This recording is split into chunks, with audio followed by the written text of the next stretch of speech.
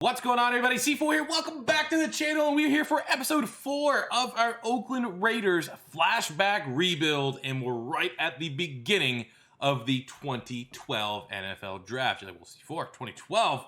What was that draft class about? It was one of the most polarizing drafts that I've ever followed. This was one of the first drafts that I was actually making draft content on YouTube for, and it was a draft that had Andrew Luck, maybe the greatest quarterback prospect ever.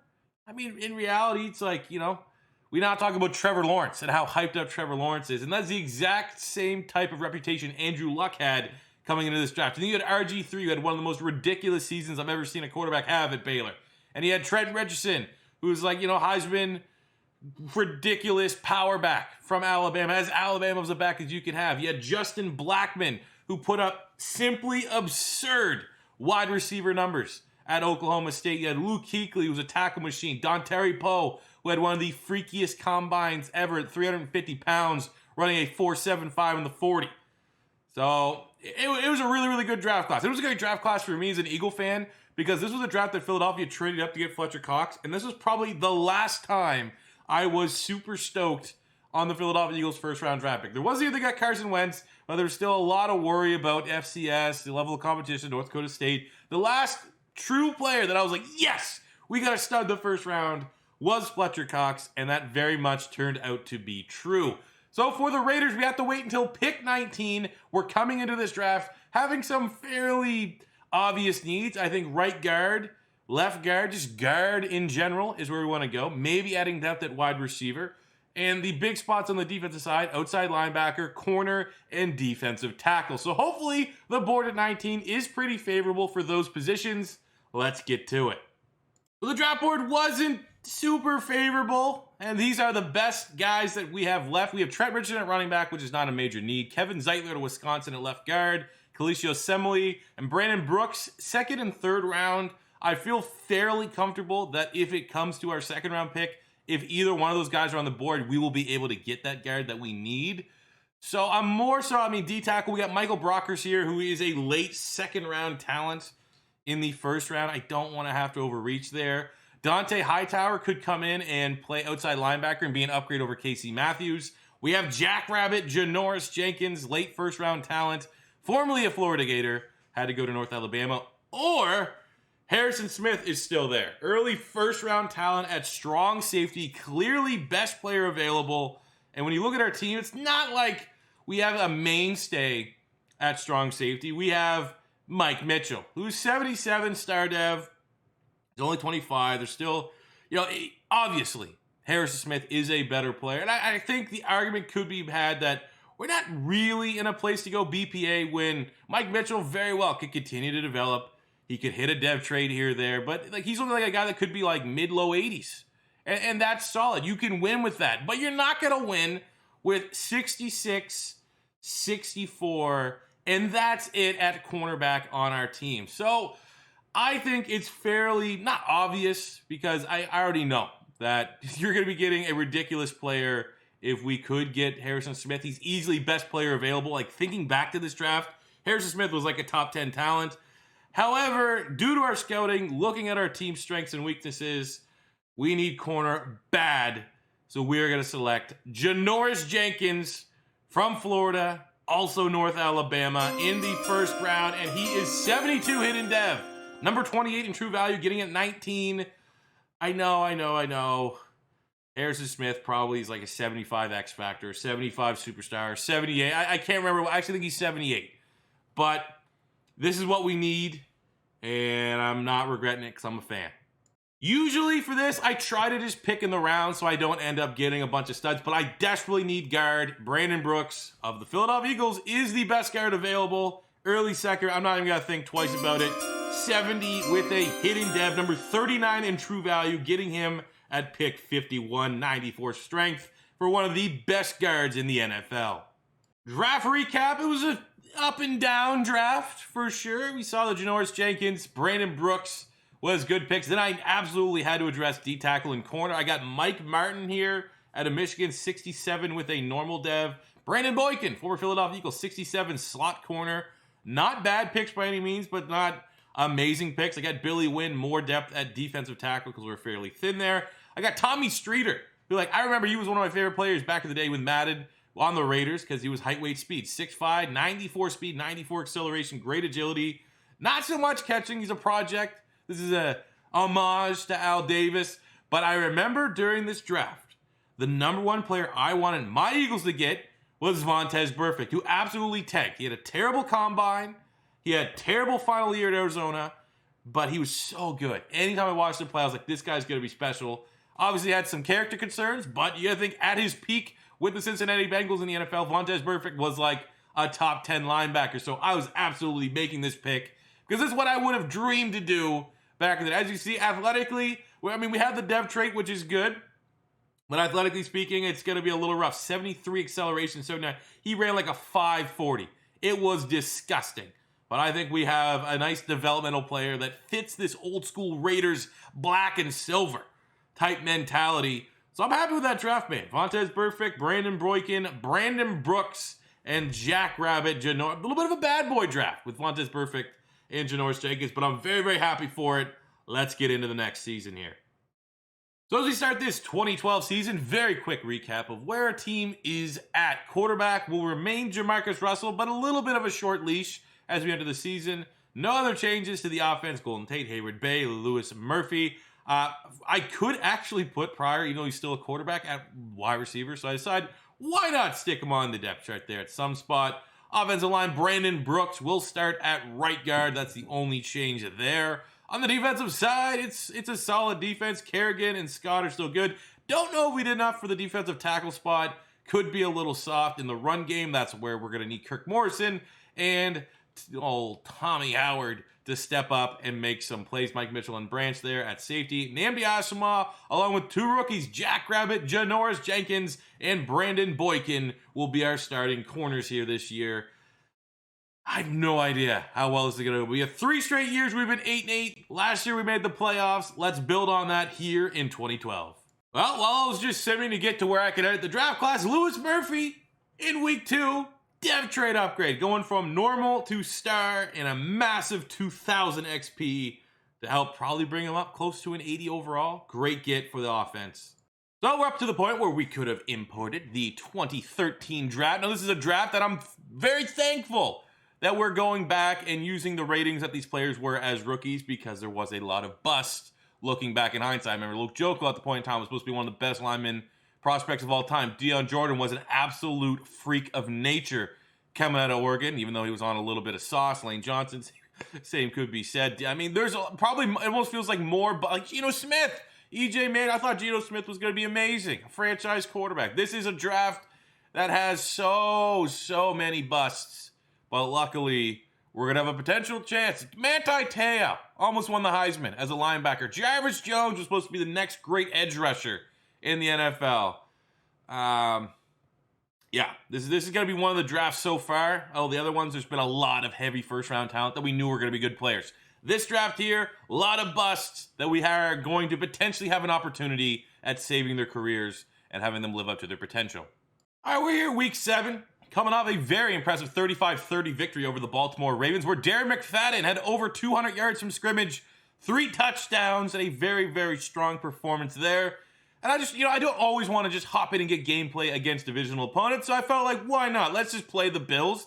It's a home game, a chance to go a win above 500 and go into the bye potentially with back-to-back wins if we can handle business in primetime week 8 on the road against the Jets. So let's go into things here with JaMarcus Russell under center and see if we can throw the ball all over the Buffalo Bills. Ooh, Golden Tate with the wiggle. That's a big gainer onto the Bills side of the 50. Oh, let's go. He's so fast. I'm so glad we're able to salvage his career. Darius Hayward Bay had all the athletic potential in the world, has developed as a route runner, as a complete wide receiver, and you're seeing it on full display with that 77-yard touchdown to regain the lead. Oh, no. He got to be down. He's got to be down. JaMarcus, lay the lumber. That's not JaMarcus, but that's so big I thought that was JaMarcus. Booth review. Give me the ball back. Give me the ball back. Thank you. Lewis Murphy. Oh my God. Couldn't throw it anymore. Not to Murphy. Oh, you pieces. What a sack of garbage, JaMarcus. Sack of garbage. Popples Leslie with the interception. Couldn't. The window was there. I know you saw that throw. It wasn't just me. And JaMarcus. Oh, that's garbage. Oh, just a nice little safe check down. Oh, can we make a miss?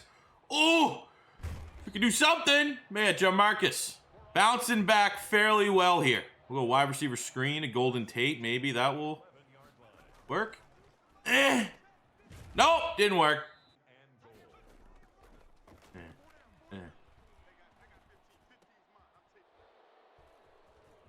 Hate it. Hate it! Are you kidding me? On 4th and 17, Hayward Bay keeps this Vegas team, this Raiders team from Oakland. We got a pulse still. Come on, run DMC, get in there. It's blocked up, there we go. Gets blocked up fairly well. Coming back, man, 4th quarter comeback. We're gonna get one under JaMarcus Russell's belt here. Come on, D. Yes, D gets the stop. Golden Tate. A little bit of slants there. We'll cash it in. Haven't used that much today, even though that is the strength of Golden Tate's game. Perfect. Perfect. Oh, Lewis Murphy put the team on his back, though. You know, it's garbage time, and I'm very uncertain about JaMarcus Russell's future with the team. Garbage time points are still garbage time points. All right. Guess not. Guess not. 3rd pick for Jarris Bird. Phenomenal. So we're at like that weird point in the season where like, I don't know if we're going to end up winning the division or not. So I like having that in mind to be kind of optimistic when it looks at our free agents. So we got Nnamdi Asomugha here looking for a 1-year deal. He's been nothing short of easily our best player on the defensive side of the ball. So we'll find out a way to get a long-term deal here. Hayward Bay has turned his career around. Not everyone has been underwhelming. Not everyone has been a super hard challenge to resurrecting the career. So Hayward Bay, we'll have to, we'll have to just keep on keeping on with him. I think Kirk Morrison, 2-year deal at middle linebacker. Given how much salary cap we have, I feel somewhat comfortable giving him that deal. Same with Lewis Murphy. He's developed nicely, gone up a dev trade. Mike Mitchell's developed nicely, gone up a dev trade. And we're definitely going to re-sign him, knowing that we made the decision not to draft Harrison Smith in the 1st round because, like, hey, we got Mike Mitchell. So you kind of need to continue to gamble with that. So we'll make sure we can get Kirk Morrison lined up for a 2-year deal, get Nnamdi back, maybe even on a 2-year deal himself. We're here week 17 after a very impressive 37-17 victory. Week 16 over the Detroit Lions. We are right there at number 7. Even though I am very much uncertain about JaMarcus Russell as the future at the quarterback spot, we are finding a way to rally, finding a way to win games. Tough one. It's the Tuck Rule Revenge game. Win and we're in, lose, and I have no idea what our playoff fate is going to be. We lost and we still got in. Yes, sir. 7 seed, 9 and 7, even though that was a pretty bad slacking 41-23 in a game that we kind of went in with a must-win attitude. 9 and 7, 2nd place in the AFC West, and a chance to find out right away who the best team in the AFC West does as we take on the Chiefs. So let's look at the stats here. Let's look at our team. So we had a hidden dev trait on the offensive line, which we're very happy to say that Brandon Brooks is a superstar dev. That is sensational. On the defensive side, Janoris Jenkins had a hidden dev. He is just a star. But it's fine. You know, you're not going to expect to get superstars all the time. And I'm happy that so far in this rebuild, we've been able to get 2 superstar dev linemen in Brandon Brooks and Trent Williams. Looking at the stats here, how do we become the number 7 seed in the AFC? JaMarcus Russell, again, it's just, that's he's plateauing. That's the kind of quarterback he is. 4,000 yards, looks solid, 28 touchdowns, 10 picks, 67% completion percentage. Solid year from Darren McFadden, over 1,000 yards, double-digit touchdowns. Great year for Darius Hayward Bay. Breakout year even. Very happy giving him that contract extension. 74 catches, 1,100 yards, 11 tutties. 9 and 8 for Lewis Murphy. A bunch of yards there for Zach Miller. Defensively, Morrison and Howard just continue to be tackle machines. 9.5 sacks for Ryan Kerrigan, 13 TFLs. A little bit of a breakout year for him there. Interceptions, as you can see across the way. Hey, Casey Matthews getting 2. That's good, you know. chipping in some production. Aaron Rodgers MVP. Okay. Kyle Orton, Tim Tebow. Don't like really seeing their names there. In the AFC, let's just see if we have any Raiders.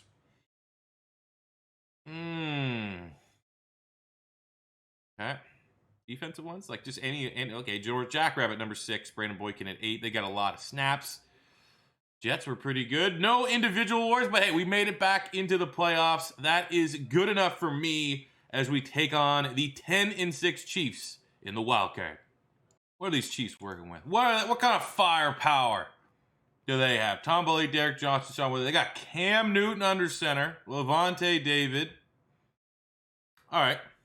Okay.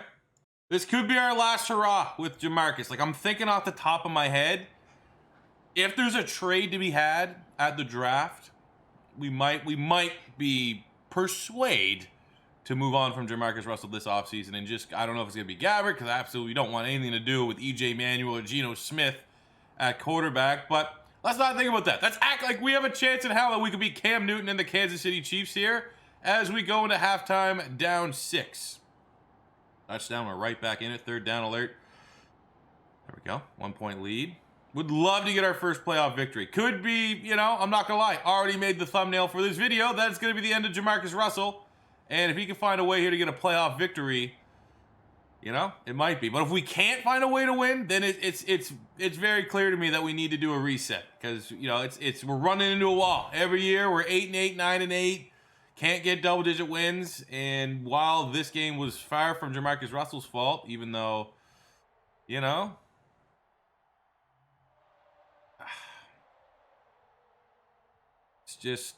it just feels like he's not going to be the guy.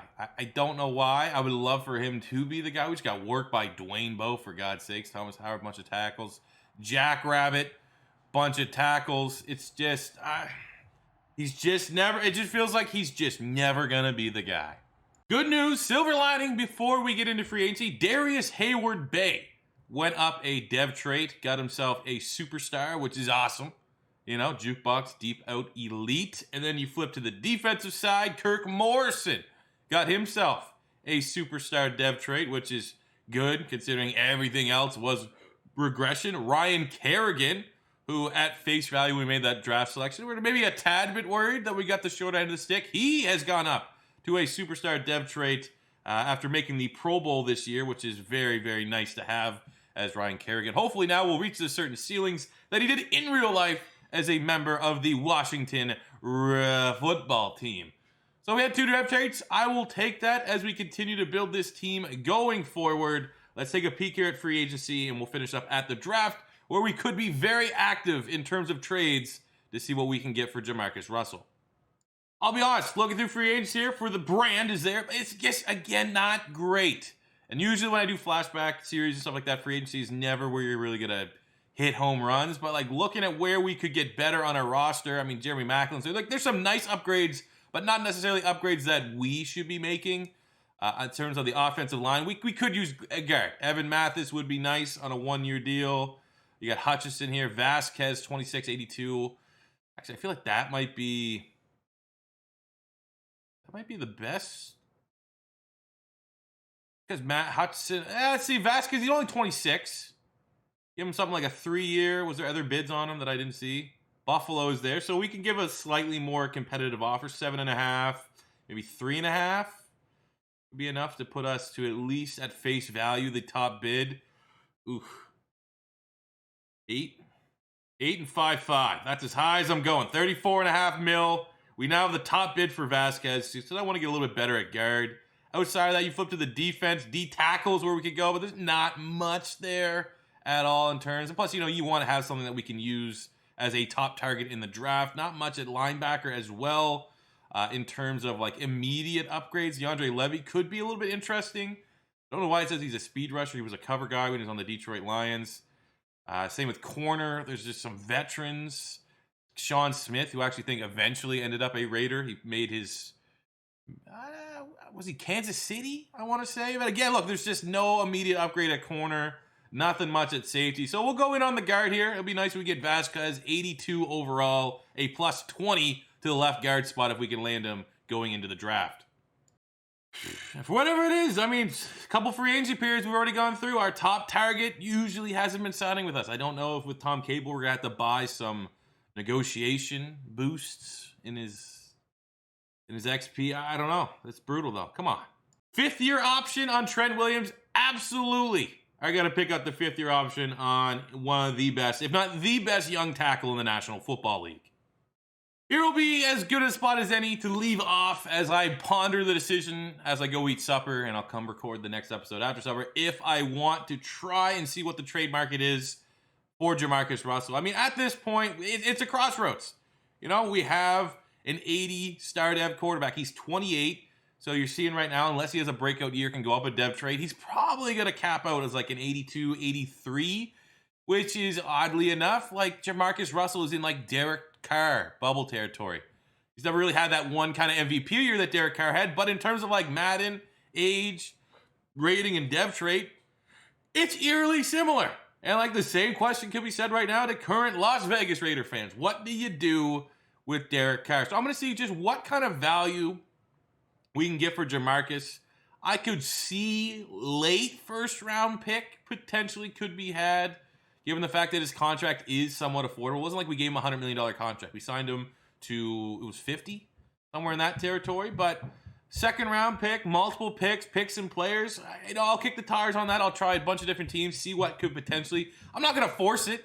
You know, I may just start out next year with Gabbert as our starting quarterback, and we'll have JaMarcus still on our roster. And if things aren't going well with Gabbert, we can go to JaMarcus. But yeah, that's a decision we need to make before this draft, where we go into the draft kind of wanting a guard yet again is still another spot that we want to go. And then you flip to the defensive side, D tackle, corner, outside linebacker. We have some immediate needs that we could address in the draft. So that will be for the next episode, fellas. So thank you guys for watching. As always, your first time stopping by, don't be afraid to hit that subscribe button. Smash the like button if you guys are enjoying this series. Again, because it's the first time, I don't foresee every one of these for every other team being 10 episodes, unless this is something you guys are feeling, because it's obviously a little bit different than a 30, 40, 50 minute type video. They're, 15, 20 minutes thereabouts every single time. But this is a style that you guys like. Let me know in the comment section below. If not, I'm always going to kind of tune it. Like, the reason why you're getting 10 different episodes is because literally as I'm recording this, I'm updating the draft classes to get them the way I want them. So it's kind of baby steps in the debut episode. But I do hope you guys are enjoying it. The comments have been very pleasant to read. Today, I actually don't know. You might be, for all I know, you guys could be getting a double upload. I think this is going to be New Year's Day. Could be a perfect time to be back in a couple hours with the fallout and figuring out what we're doing with JaMarcus Russell, what we're doing with the draft. So if that's the case, just stay tuned to the old sub boxes. We may see part 2 of this Raiders rebuild for today up on beautiful 2021. Let's go. Can't be any worse than 2020, right? Let's hope. But thanks for watching, guys. All I ask on the videos are a thumbs up, likes, help out the channel, help out on the YouTube algorithm. And I'll see you guys back here on the next one. Thanks for watching, and peace out.